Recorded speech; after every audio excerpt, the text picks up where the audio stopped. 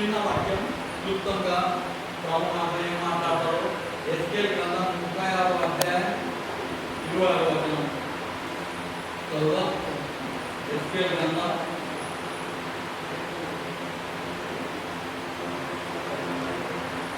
36వ అధ్యాయం 26వ వచనం 718వ పేజీ. అందరూ పరిశుద్ధ గ్రంథంలో ఉన్నదా లేదా చూడాలని మనవి. ఎస్కేల్ గ్రంథం 36వ అధ్యాయం 26వ వచనం. నూతన ఉదయం మీకు ఇచ్చేదను, నూతన స్వభావం మీకు కలగజేసేదను, రాతి గుండె మీలో నుండి తీసివేసి మాంసపు గుండెను మీకు ఇచ్చేదను. పాలన చేస్తున్నాను. మహోన్నతుల సర్వాధికారి సృష్టికర్త ప్రభావాయన సర్వాధిక పరిశుద్ధం ఉత్తరిక భాగంలో ఈ భాగంలో పెట్టినాం నాయన. వాక్యం ద్వారా మాకు మాట్లాడిన ఆయన ఈ వాక్యం పెడుతూ మమ్మల్ని నడిపిస్తూ చేయబడిన మనందరికీ ఈ వాక్యం వినిపిస్తామన్నాను. ఇక్కడ ఎస్కేల్ ప్రవక్త ద్వారా దేవుడు మాట్లాడుతున్నాడు. ఏమంటారు? నూతన ఉదయం మీకు ఇస్తా, నూతన స్వభావం మీకు కలగజేస్తా, రాతి గుండె మీరు తీసేసి మాంసపు గుండె మీకు ఇస్తా అంటున్నారు. రాతి గుండె మీరు తీసేసి మాంసపు గుండె మీకు ఇస్తా, నూతన ఉదయం మీకు ఇస్తా, నూతన స్వభావం మీకు ఇస్తా అని దేవుడు మాట్లాడుతున్నాడు. నూతన ఉదయము, నూతన స్వభావం, నూతన స్వభావం, నూతన ఉదయం మనకి ఇస్తాడు. రాతి గుండె తీసి మాంసపు గుండె మీకు దయచేస్తా అని పరిశుద్ధాత్ముడు ప్రభు ఈరోజు మనతో మాట్లాడుతున్నాడు. రాతి గుండె, రాతి గుండె అంటే స్టోనీ ఆర్ట్ అంటారు కదా. రాతి గుండె ఎంత అన్నా చెప్పు, మళ్ళీ నేను అదే పని చేస్తాను. సప్తర్ వీలైతే ఎంత అన్నా చెప్పు, ఎంత అన్నా దేవుడి వాక్యం చెప్పు, ఎంత అన్నా ప్రభు మాట్లాడని నువ్వు చెప్తావు, నా ఇది చేస్తాను. సాయంత్రం పైన చాలు వాక్యం వెళ్ళిపోయిన తర్వాత వాళ్ళ ఏడున్నాను కానీ నాన్నే ఉన్నా. ఎక్కడ చేస్తే పొంగడి అక్కడనే ఉన్నది. నా క్రియలు మాంతలేవు. కానీ దేవుడు ఏమంటున్నాడు? నూతన హృదయం ఇస్తా, నూతన స్వభావం మీకు కలగజేస్తా, వాక్యం తీసేసి మాంసం తీసేస్తా. నా మాట నమ్మని దేవుడు చెప్తున్నాడు. ఎన్ని రోజులు మీరు వాక్యం ఉండేగా ఉంటారు, ఎన్ని దినాలు క్షమించలేని మనసు, కఠినమైన ఉదయం, కఠినమైన ఉదయం, కఠినమైన మనసు. ఎన్నిసార్లు అని చెప్పు, నా గుణం మారాలి. నేను చెప్పినాను దేవుడు అంటే నేను మార్చేస్తాను. నూతన ఉదయం ఇస్తే నూతన స్వభావం ఇస్తే, నూతన ఆలోచనలు నీకు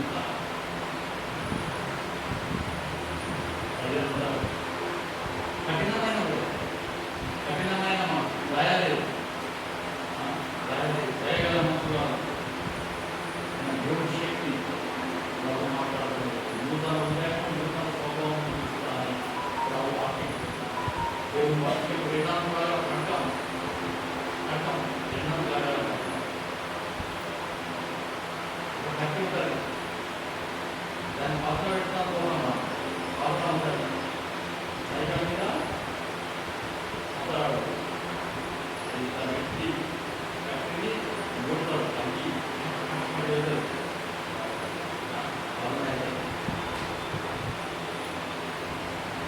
దేవుడు మనకి రెండాత్మల అర్థం.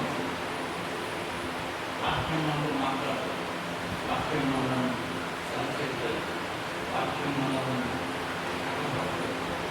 చెప్తున్నది. ఇంతలేవు మళ్ళా అదే స్వభావం ఎంత చెప్పు, మళ్ళా ఇంకా లేచుకోవడానికి నాయకుడు మళ్ళా మన పంట సౌలు అదే లేకున్నాడు, విశ్వాసాన్ని హింసిస్తున్నాడు, సుఖపడుతున్నాడు, ఏ సుఖ పేరుస్తే చంపుతున్నాడు, కొట్టుకున్నాడు, దేవుడి పిల్లలను తీసుకున్నాడు.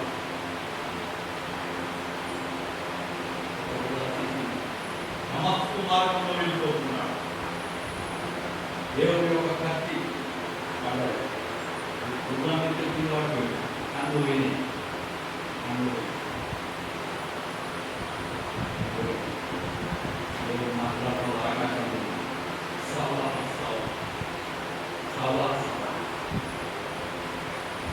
నువ్వెవరు మాట్లాడుతున్నావు?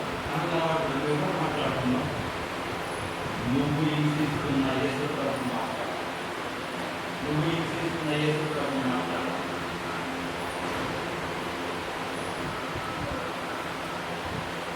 భయపడిపోయింది. అందులో ఏంటి కనబడలేదు, లోకం కనబడలేదు, అయిపోయింది. ఏంటి 3 రోజులు నాకు కనబడలేదు. దేవుడు మాట కానిచ్చి అప్పుడు ఎప్పుడు నేనేమైనా అర్థమైంది. సౌలు పోయి పౌలైంది, పౌలు పోయి 14 పుస్తకాలు అందరికన్నా గొప్ప దైవసేవకు పరిశుద్ధ గ్రంథం ఆయన అన్నారు. రాతి గుండె తీసి నేను మాంసం గుండె ఇస్తాను. సౌలు పౌలు చేస్తాడు. దేవుడు చూసుకుంటే చేసుకోవాలి. దేవుడి దగ్గర కట్టుకున్నావు, వాక్యం వింటున్నావు, మళ్ళీ ఇష్టపడినట్టు పనిచేస్తున్నావు. ఇట్లా ఎక్కడ ఇట్లానే చెప్తున్నావు. ఆయనకేంది దానికి చేస్తున్నాను.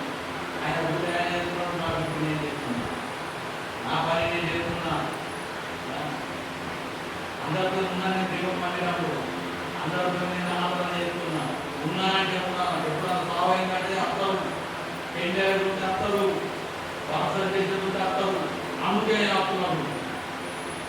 నా గుణం నేను మార్చుకోను, నా మాట నేను మార్చుకోను, నా క్రియలు మార్చుకోను. స్వాతం పట్టుకున్నది. ఒక్క దెబ్బ కొట్టేనా, దెబ్బ కొట్టేనంటే జీవితం మారిపోతుంది. ఈరోజు వాక్యం మాట్లాడుతుంది. నూతన ఉదయం నీకు ఇస్తా, నూతన స్వభావం నేను ఇస్తా. ఈరోజు వాక్యం తీసేసి మాంసం ఇస్తా అంటున్నా. అదే 20వ వచనం పడము, అదే అధ్యాయం 20వ వచనం ఉన్నది. అన్యజనుల మధ్య మీరు దూషించిన ఆ ఘనమైన నామము నేను పరిశుద్ధపరచుదును. వారి యొక్క నన్ను పరిశుద్ధపరచుకోగా నేను ప్రభువు యెహోవానని వారు తెలుసుకొందురు.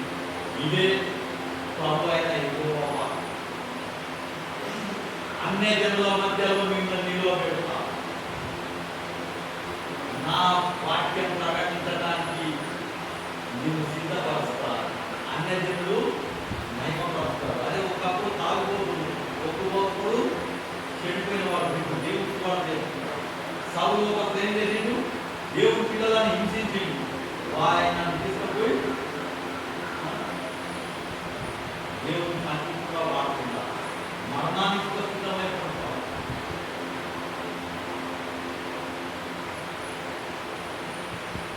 ఎన్నోసార్లు ప్రమాది కలిగినాడు, ఎన్నోసార్లు ఖైదీ అయ్యి జైల్లో దేవునికి ఇవ్వాలి.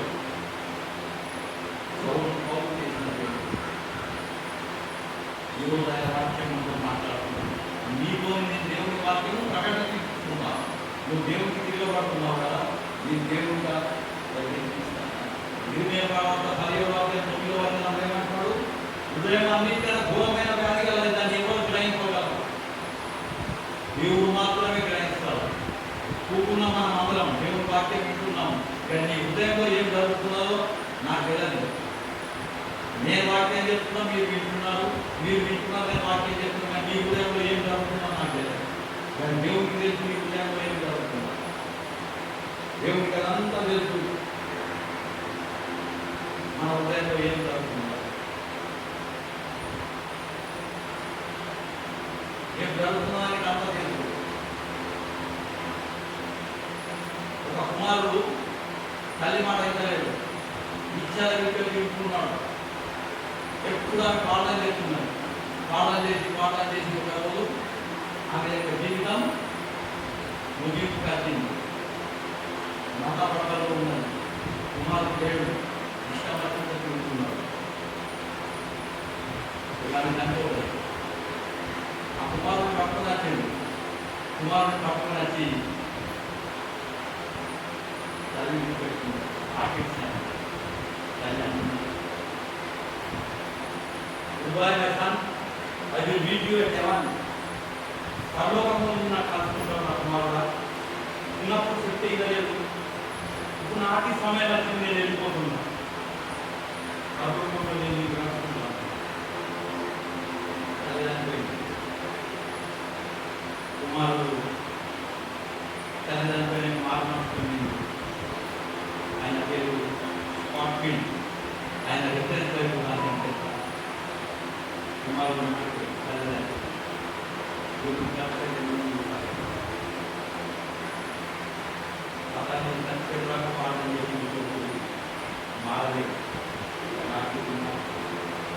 అసలు లోకంలో మనం ఉన్నాం. పిల్లల తల్లిదండ్రుల మాట విన్నారు. 2 తిమోతి 3వ అధ్యాయం చదువుదాం. 2 తిమోతి 3వ అధ్యాయం 1వ వచనం.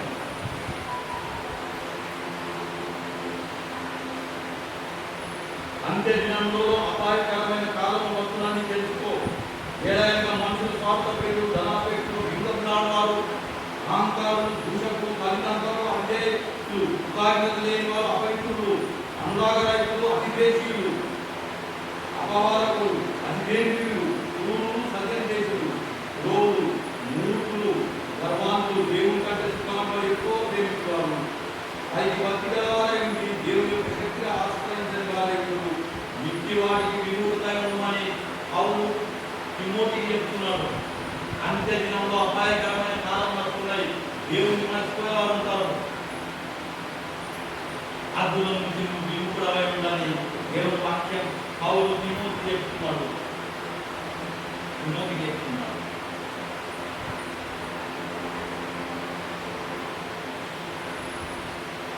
విముఖుడవై ఆ తల్లి మాట అయిన లాస్ట్ ఆ రాతి గుండె తీసి మాంసం ఉంటే దేవుడికి చేసేడు. బైబుల్ రాసింది ఆయన అసలు మన పిల్లలను జాగ్రత్తగా చూస్తున్నారు. పాఠం చేయాలి అని దేవుని వాక్యము ప్రస్తుత గ్రంథంలో మాట్లాడుతున్నారు. మండల ప్రభావాన్ని మార్చేసి దేవుడు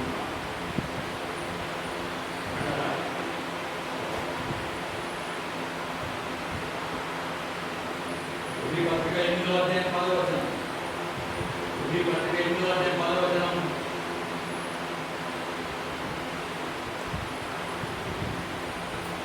ఆ దినములైన తర్వాత ఇశ్రాయేలు ఇంటి వారితో నేను చేయబో నిబంధన ఏదనగా వారి మనసులో నా ధర్మశాస్త్రం ఉంచేదను, వారి హృదయం మీద వాటిని వాయిదును, నేను వారికి దేవుడనే ఉండును, వారు నాకు ప్రజలై ఉంటారు. ప్రతి ఒక్కరి హృదయం మీద దేవుడు మాట్లాడతాడు. ప్రతి ఒక్కరు దేవుణ్ణి అంగీకరించే సమయం వస్తున్నది. ఎన్ని రోజులు దేవుని వాక్యం విన్నాం, ఎన్ని రోజులు దేవుని మాటలు విన్నాం. ఒకరోజు దేవుడిని మార్చే సమయం వస్తున్నది. సంఖ్యాకాండం చేయండి. సంఖ్యాకాండం 20వ అధ్యాయం 7-8వ వచనం. సంఖ్యాకాండం 27-8వ వచనం. నీవు నీ కర్రం తీసుకొని నీవు నీ సహోదరుని ఆరోను ఈ సమాజం పోగు చేసి వారి కన్నుల ఆ బండలో మాట్లాడు, అది నీతిస్తుంది. నీవు వారి నీళ్లను బండలో నుండి రప్పించు, సమాజంలో వారి ప్రజలకు తాగనిస్తూ. మోసేతో దేవుడు మాట్లాడుతున్నాడు. ఆ బండలో మాట్లాడమని చెప్తున్నాడు. ఆ బండతో మాట్లాడు, అవి నీళ్ళు ఇస్తాయి. నీళ్ళు అంటే వాక్యానికి సూచన. మండలాంటి స్వభావం దేవుడు వాక్యం ద్వారా మాట్లాడుతున్నాడు. నీళ్ళు ఇస్తారు, తాగుతారు, తప్పిస్తున్నారు, తన తప్పి తీసుకుంటారు, తన చెడ తలపులను చెడ ఆలోచనలను మార్చుకుంటారు అని బహువాక్యం. ఆ బండకి ఆ బండతో మాట్లాడమని చెప్తున్నాడు. ఆ బండ ఒకసారి జ్ఞాపకం చేసుకుందాం. మత్తయి సువార్త చిన్న వచనం 1 20వ అధ్యాయం 50వ వచనం. మత్తయి 20వ అధ్యాయం 50వ వచనం.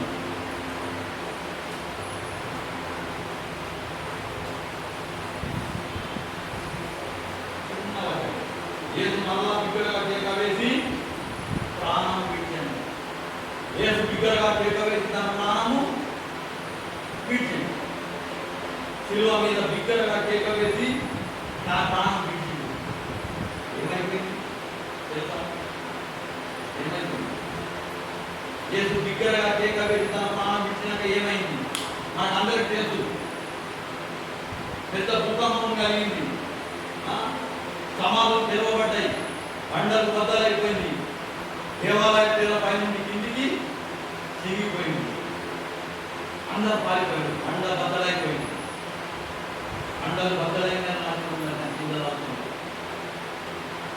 అండలాంటి హృదయం బద్దలైపోయింది. యేసుప్రభువును అప్పగించింది. అతని మండలాంటి స్వభావం 30 నెలలు దేవుని అన్వేషణుడు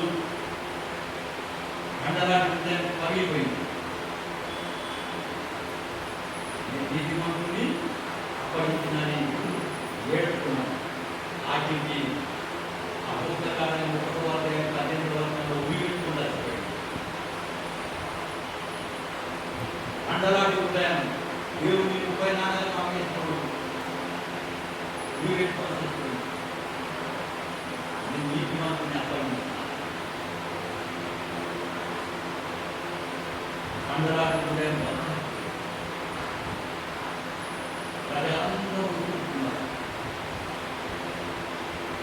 ఇంత మధ్యాహ్నం వేళ చీకటి కందిపోయింది. భూకంపమైంది. బండ బద్దలైపోయింది. దేవాలయ పైనుంచి కిందికి తిరిగిపోయింది. ప్రజలందరూ చూస్తున్నారు. ఇలా దేవుడు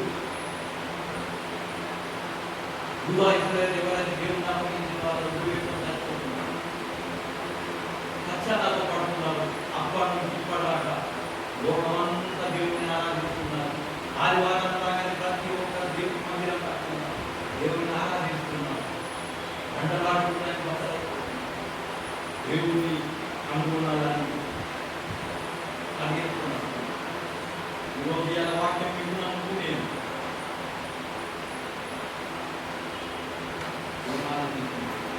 12 మంది శిష్యులు యేసుప్రభు శిలువ వేసి పారిపోయింది. ప్రభు మరణించిన తర్వాత పశ్చాత్తాపడ్డారు. మండలైపోయింది హృదయం.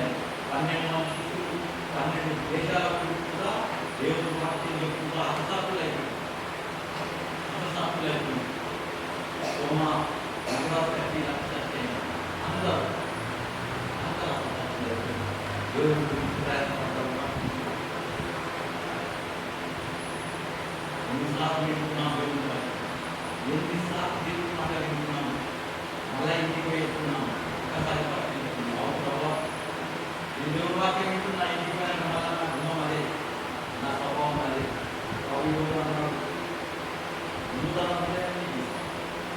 నూతన స్వభావం ఇందులో ప్రీతి మాంసం కానీ దేవుడు వాక్యం మాట్లాడుతున్నారు.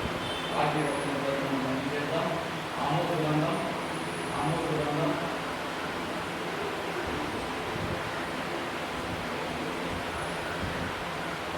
8వ అధ్యాయం 11వ ఆమోద గ్రంథం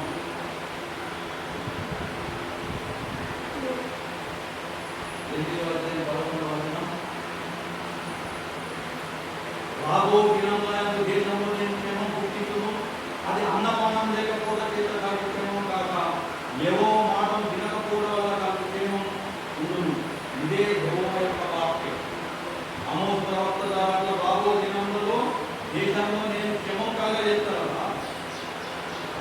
ఆ క్షేమం ఎదుగుతుందంటే దేవుని మాట వినకపోవడం వల్ల కలిగే క్షేమం. దేవుని మాట వినకపోతే క్షేమం అంటే తెలుసు కదా, తిండి లేని దానం, ఉపవాసం. దేవుని మాట అయినప్పుడే కష్టాలు బాధలు ఇస్తా అంటున్నాడు. ఇది యెహోవా వాక్కు, ఇది యెహోవా వాక్కు అని చెప్తాను. రాబో దినంలో దేశంలో క్షేమం పుట్టించును, అది అన్నపానం లేకపోవడం చేత కలుగు క్షేమం కాదు. కానీ దేవుని మాట వినకపోవడం, దేవుని మాట వినకపోతే దేవుని కష్టాల పాలైతం, బాధల పాలైతం. ఈరోజు దేవుని వాక్యంతో మాట్లాడుతున్నాను. వారికి ఉంది మంచి స్వభావం ఉంది. దేవుని యొక్క మాటలు వింటారు. దేవుని ఆరాధిస్తాం. దేవుడు మనం ఆశీర్వదించాం. దేవుని కోపం అనేది రాకున్నప్పుడు దేవుని వాక్యం మనం మాట్లాడింది. దేవుని వాక్యం మహమ్మదుగా సర్వాధికారి